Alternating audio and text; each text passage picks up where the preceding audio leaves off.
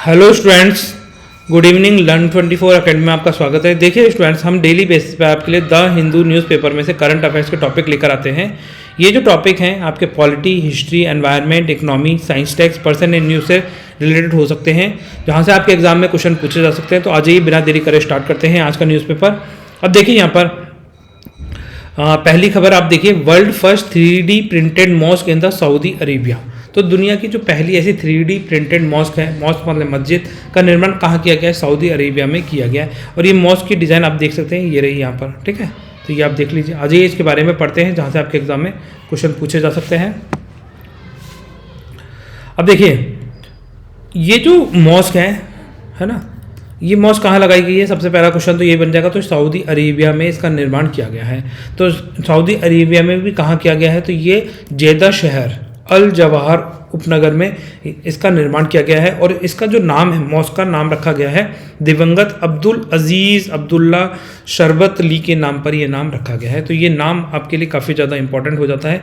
आपसे एग्जाम में ऐसे क्वेश्चन पूछा जा सकता है कि अब्दुल अजीज़ अब्दुल्ला शरबती का हाल ही में अखबारों में काफ़ी चर्चा में रहे। तो ये कौन है, ये क्या है, इस तरीके से पूछा जा सकता है। तो ये क्या हो गया? मॉस्क है, ठीक है। तो इनके नाम पर ये मॉस्क रखी गई है, ये ऐसे पूछ लेंगे। अब देखिए आ जाइए, नमस्ते स्कीम देखते हैं। दूसरी हो जाएगी आपके लिए क्वेश्चन, नहीं है, नमस्ते स्कीम है, ठीक है। तो ये जो नमस्ते स्कीम है, ये इसका संबंध किससे है, किस क्षेत्र से है? क्या आपने अखबार इससे पहले सुनी थी? अगर सुनी है तो कमेंट सेक्शन में लिख के बताइए, हाँ हमें पता था नमस्ते स्कीम ये है। देखो, सामाजिक न्याय और अधिकारिता मंत्रालय प्लस इसके साथ में आवास और शहरी मंत्रालय ने मिलकर एक जॉइंट इनिशिएटिव लिया है कि भाई जो भी मैनुअल जो वर्कर्स होते हैं, जो सीवर वर्कर्स होते हैं या सेफ्टी टैंक का क्लीनिंग का काम करते हैं, ऐसे वर्कर के उत्थान के लिए कार्य करना है ना। तो उनको क्या है, जो मुख्य धारा तक जोड़ना है और साथ में उनको जैसे मान लीजिए पर्सनल इक्विपमेंट किट्स चाहिए या फिर कुछ व्हीकल की ज़रूरत पड़ती है या फिर इक्विपमेंट खरीदने होते हैं इस तरीके की साफ़ सफाई करने के लिए, तो उन पे सब्सिडीज़ भी प्रोवाइड की जा सके। तो वो सारे फीचर्स हम आगे देखेंगे, पर हम इसको थोड़ा जानते हैं कि नमस्ते की फुल फॉर्म क्या हो जाएगी। देखो, नमस्ते की फुल फॉर्म है, एन से हो जाएगा नेशनल, ए से हो जाएगा action for mechanized sanitation ecosystem, ठीक है। तो ये आपको फुल फॉर्म अच्छे से याद होनी चाहिए, क्योंकि ये जो फुल फॉर्म्स होती हैं ये कहीं भी उठा के पूछ लेते हैं। जैसे ऐसे लिखा आ सकता है, नमस्ते में एम का मतलब क्या है, ठीक है, या एस का मतलब क्या है। तो इस तरीके से आपसे पूछा जा सकता है, तो आपको पता होना चाहिए।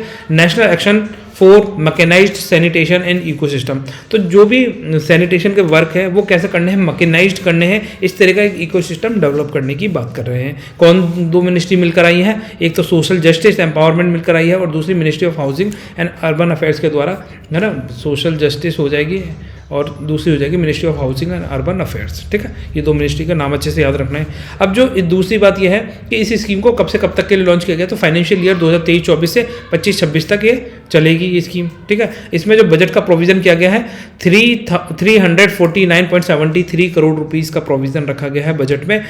तो ये थोड़ा सा ध्यान रख सकते हैं, कई बार एग्जाम में इस तरीके के क्वेश्चन पूछ लिए जाते हैं। अब देखिए आगे चल के आप बार बार ये पढ़ेंगे SSW, ठीक है। तो SSW की फुल फॉर्म भी यहीं पढ़ लीजिए, sewer and septic tank workers की बात करेंगे। जब भी हम SSW बोलेंगे तो आप थोड़ा सा ध्यान रखें कि sewer and septic tank workers की बात की जा रही है, ठीक है।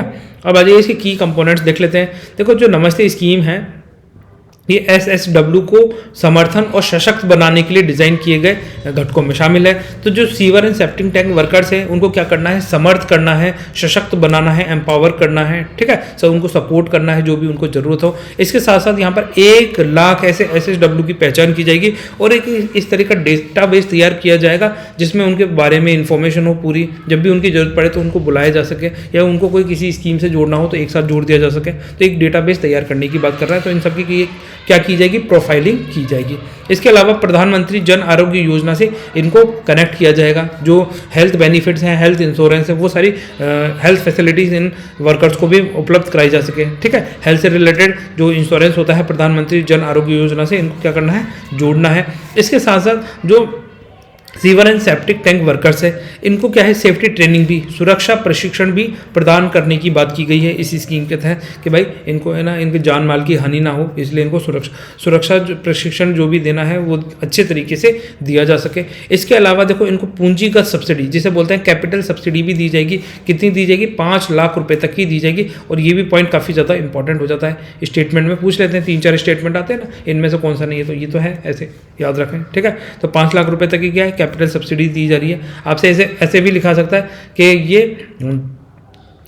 रिवेन्यू सब्सिडी दी जा रही है, तो रिवेन्यू नहीं है कैपिटल सब्सिडी है, ठीक है, ऐसे याद रखें। रिवेन्यू और कैपिटल में क्या अंतर होता है? रिवेन्यू जो इनका बार बार आप अर्न करते हैं, कैपिटल क्या आप एक बार फिक्स इन्वेस्टमेंट कर दिया और उससे जो इनकम आ रही है, ठीक है। मतलब आपने ये क्या हर साल आप नया रॉ मटेरियल खरीदेंगे, फिर उसको मैन्युफैक्चर करेंगे, फिर उसको बेचेंगे, वो तो, और बेचने से जो प्रॉफिट होगा वो आपको रेवेन्यू नेचर का होता है। कैपिटल ऐसा होता है कि आपने कोई बिल्डिंग बना ली, बिल्डिंग से रेंट आ रहा है, अब वो हर साल ही आता रहेगा, वो भी आ रहा है हर साल, पर अब आपको बार बार बिल्डिंग बनानी नहीं पड़ रही, बार बार खर्चा नहीं करना पड़ रहा, तो वो कैपिटल नेचर का हो जाएगा। इस तरीके से ये दोनों में डिफरेंस समझ सकते हैं, ठीक है। एसएसडब्ल्यू को व्यक्तिगत सुरक्षा उपकरण पीपी वितरण करना है, ठीक है। पर्सनल प्रोटेक्टिव इक्विपमेंट्स भी इनको डिस्ट्रीब्यूट किए जा सके, जिससे क्या होगा ये अपनी सेफ्टी सिक्योरिटी रखे, जब भी इस तरीके के कार्य करें तो वो सेफ फील करें, ठीक है। साथ में जो आपातकालीन प्रतिक्रिया होती है उसमें स्वच्छता इकाइयों को सुरक्षा उपकरण वितरण करना है। जो भी ये जो ऐसे जो सेफ्टी डिवाइसेस प्रोवाइड करनी है किनको, जो इमरजेंसी रेस्पॉन्स वर्कर्स होते हैं, यूनिट्स होती हैं, उनको क्या प्रोवाइड करना है? सेफ्टी डिवाइसेस देनी है, जिससे क्या होगा अगर कोई आपातकालीन परिस्थिति क्रिएट होती है तो उनके पास में वो इक्विपमेंट्स हो जो उनको ज़रूरत है जिस चीज़ की, ठीक है। तो इसमें क्या होगा, जैसे कुल्हाड़ी, हथियार, इस तरह की चीज़ें चाहिए होती हैं, कोई दरवाज़ा तोड़ना है या कुछ तोड़ना है, ठीक है। जो एसएसडब्ल्यू है इनको सुरक्षा और गरिमा के बारे में जागरूकता बढ़ाने के लिए इनको क्या है सूचना, शिक्षा और संचार इकाइयों अभियान चलाई जा रही है। अलग अलग लेवल पर सरकार के द्वारा क्या किया जा रहा है, अवेयरनेस प्रोग्राम चलाए जा रहे हैं, जिससे इनसे कम्युनिकेट किया जा सके, इनसे वार्तालाप की जा सके, इनको एजुकेट किया जा सके और इनके अधिकारों के बारे में इनको बताया जा सके, ठीक है। इनको प्रोफाइलिंग प्रक्रिया और नमस्ते मोबाइल एप्लीकेशन के द्वारा प्रशिक्षण भी दिया जा रहा है कि किस तरीके से नमस्ते मोबाइल ऐप का इस्तेमाल करना है, और प्रोफाइलिंग प्रोसेस से इनको जोड़ा जा रहा है। ये थोड़ा सा ध्यान रख सकते हैं, ठीक है।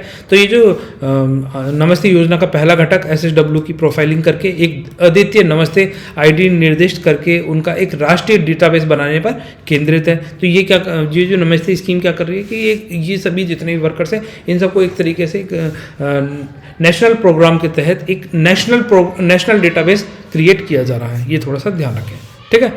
इसमें क्या होगा, जो जितने भी 30 राज्य हैं, केंद्र शासित प्रदेश हैं, वो सब इसमें इंक्लूड हो जाएंगे आराम से, वहाँ के सभी लोगों को इंक्लूड कर लिया जाएगा। अब देखिए नेक्स्ट कवर है आपकी machine learning and artificial intelligent technology hub पर। अब ये machine learning and artificial intelligent technology hub कहाँ इस्टेब्लिश किया जा रहा है? ये मैथ भी आपसे पूछा जा सकता है। मैथ अभी जैसे ऐसे ही पूछा जाएगा, अभी हाल ही में मैथ चर्चा का विषय रहा, तो ये मैथ है क्या, तो आपको पता होना चाहिए। एम से हो जाएगा मशीन लर्निंग, ठीक है, ए से हो जाएगा आर्टिफिशियल इंटेलिजेंट, टी से हो जाएगा टेक्नोलॉजी, एस से हो जाएगा हब, ठीक है। सॉरी, अब ये जो मैथ है, मैथ सेंटर कहाँ डेवलप किया गया? ये हैदराबाद के अंदर। कहाँ पर? हैदराबाद। ये थोड़ा सा ध्यान रख सकते हैं। अब देखो यहाँ पर, अब जो ये मैथ है, मैथ एक अभूतपूर्व पहल है जो विज्ञान और प्रौद्योगिकी विभाग, ठीक है, कौन सा department of science and technology ने मिलकर, किसके साथ में? गवर्नमेंट ऑफ तेलंगाना के साथ में मिलकर ये मैथ प्रोग्राम को डेवलप किया है। इसमें क्या करेंगे, जो गवर्नमेंट ऑफ तेलंगाना उनका क्या है टी हब है एक, ठीक है, जहाँ पर क्या है टेक्नोलॉजी से रिलेटेड इन्होंने हब बना रखा है। तो वहाँ पर क्या है machine learning and artificial intelligence की ट्रेनिंग दी जाएगी।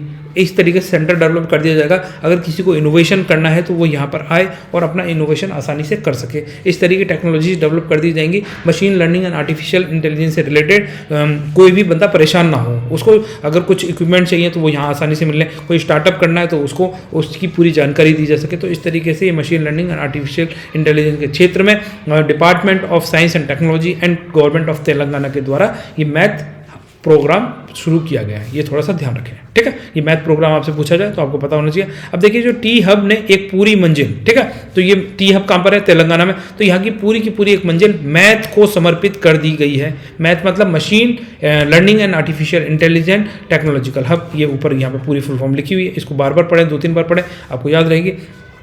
इसका ठीक है, तो ये पूरी की पूरी मंजिल कहाँ पर टी हब ने एक पूरी मंजिल मैथ हब को समर्पित कर दी गई है। ये जो मंजिल होगी है ना, इसके अंदर क्या होगा, जो जीपीयू क्षमताओं वाला एक मिनी डेटाबेस यहाँ पर सेंटर डेवलप किया जाएगा। इसमें एआई शिक्षा के लिए एक वैश्विक स्तरीय शिक्षा प्रबंधन प्रणाली डेवलप की जाएगी। जो बच्चे हैं उनको वर्ल्ड क्लास लेवल की लर्निंग दी जा सके। यहाँ पर जो भी मशीन लर्निंग, आर्टिफिशियल इंटेलिजेंस से रिलेटेड कुछ भी इंफॉर्मेशन चाहिए, कुछ शिक्षा ग्रहण करनी है, तो वो यहाँ पे प्रोवाइड की जा सके। साथ साथ इस तरह का एक इंफ्रास्ट्रक्चर डेवलप किया जाएगा जो आर्टिफिशियल इंटेलिजेंस, मशीन लर्निंग को सपोर्ट करता हो। ठीक है, तो ये थोड़ा सा ध्यान रख सकते हैं। इसके अलावा जो स्टार्टअप्स हैं, ठीक है, जैसे स्टार्टअप्स हैं, शोधकर्ता हैं, छात्र हैं, उनको एआई, आर्टिफिशियल इंटेलिजेंस और मशीन लर्निंग में इनोवेशंस को चलाने के लिए आवश्यक उपकरण और संसाधन प्रदान करेगी। तो ये हमने पहले ही डिस्कस कर लिया था। आ जाइए नेक्स्ट चलते हैं। अब देखिए यहाँ पर ये पॉइंट, ये जो फिगर, इनके जो फोटोज़ थे तो वो तो मैंने यहाँ लगा दिए थे। नमस्ते स्कीम ये रही, मशीन लर्निंग की ये रही, आर्टिफिशियल इंटेलिजेंस की फ़ोटो। ठीक है, अब मैंने यहाँ पर इस डेटा में नहीं लगा पाया था। अब आ जाइए, देखो नेक्स्ट खबर है नो स्मोकिंग डे। अब देखो नो स्मोकिंग डे कब मनाया जाता है। ठीक है, एक सेकेंड, ठीक है, बताइए नो स्मोकिंग डे कब मनाया जाता है। और देखो स्मोकिंग करने से हमारे शरीर का कौन सा अंग प्रभावित होता है। कई बार ऐसे बच्चों जैसे क्वेश्चन भी पूछ लेते हैं, कई लोगों को लगता है कि इससे लीवर, पैनक्रियाज भी खराब हो जाते हैं। क्या स्मोकिंग करने से लीवर और पैनक्रिया खराब होते हैं या नहीं, बताओ। ठीक है, क्या लंग्स ही खराब होते हैं या लंग्स खराब होते हैं या नहीं होते हैं, तो बताओ। इंटर रिलेटेड तो देखो होते हैं, पर मेनली क्या होता है, लंग ही खराब होता है। तो 13 मार्च 2024, ठीक है, तो आपको डेट याद रखनी है। 13 मार्च 2024 को नो स्मोकिंग डे सेलिब्रेट किया जाता है। ये आपसे क्वेश्चन पूछा जा सकता है, तो ये आपको थोड़ा सा ध्यान रखना है। ठीक है, अब ये जो नो स्मोकिंग डे है, इसका मेजर ऑब्जेक्टिव क्या है कि भाई अवेयरनेस लाना, लोगों में लोगों को जागरूक करना। जो धूम्रपान करते हैं उसके नेगेटिव इफेक्ट्स बताना। भाई आपने कभी मूवी देखने गए हॉल में देखा होगा, सबसे पहले एक ऐड आता है, वो नो स्मोकिंग का ही ऐड आता है, या फिर बैन टबैको का आता है कि भाई टबैको खाने या पीने से आपको क्या, हाँ, नुकसान हो सकते हैं। ठीक है, तो वो कैंसर से रिलेटेड आपको फोटो क्यों दिखाई जाती है, वो रियली में होते हैं इसलिए। अब जो बच्चे पीते हैं या जो लोग पीते हैं उनको ये देखना चाहिए कि भाई हो रहे हैं, पर अभी तो नहीं हो रहा है। उनको लग रहा है आज नहीं हो रहा है, तो भाई आज नहीं हो रहा है, एक बार हो गया तो वो ठीक भी नहीं होता है, उसको लंबा अरसा बीत जाता है। तो ये थोड़ा सा ध्यान रख सकते हैं। अब देखिए ये जो नो स्मोकिंग डे है, पहली बार कब इंट्रोड्यूस किया गया था, 1984 में स्टार्ट किया गया था यूनाइटेड किंगडम में। ठीक है, तो ये थोड़ा सा ध्यान रख सकते हैं, कई बार इस तरीके से पूछ लिया जाता है। और इसका मेजर ऑब्जेक्टिव यही है कि प्रमोटिंग है टोबैको फ्री लाइफ स्टाइल। जो हमारी लाइफ स्टाइल हो वो कैसी होनी चाहिए, टोबैको फ्री होनी चाहिए। तो फर्स्ट नो स्मोकिंग डे कब सेलिब्रेट किया गया था, 13 मार्च 1984 में सेलिब्रेट किया गया था। वेडनेसडे का दिन था, ये थोड़ा ध्यान रखें। कहाँ पर, यूके, यूनाइटेड स्टेट्स के द्वारा ये स्कीम लॉन्च की गई है। कई बार इस तरह के क्वेश्चन पूछते हैं, फिर आप सोचते हैं कहाँ से आ गया। अब देखिए यहाँ पर ये क्वेश्चन है आपके लिए होमवर्क का। आज क्वेश्चन मैं आपको नहीं बता रहा, आज आपके लिए एक होमवर्क का ही क्वेश्चन लेकर आया हूँ, तो इसका आंसर आपको डायरेक्ट ही देना है। What is the theme of जल शक्ति अभियान, क्योंकि ये मैं आपको पहले पढ़ा चुका हूँ। तो बताइए कैच द रेन 24 कैंपेन क्या है। ठीक है, मतलब इसकी थीम क्या है, थीम पूछ रहा है आपसे।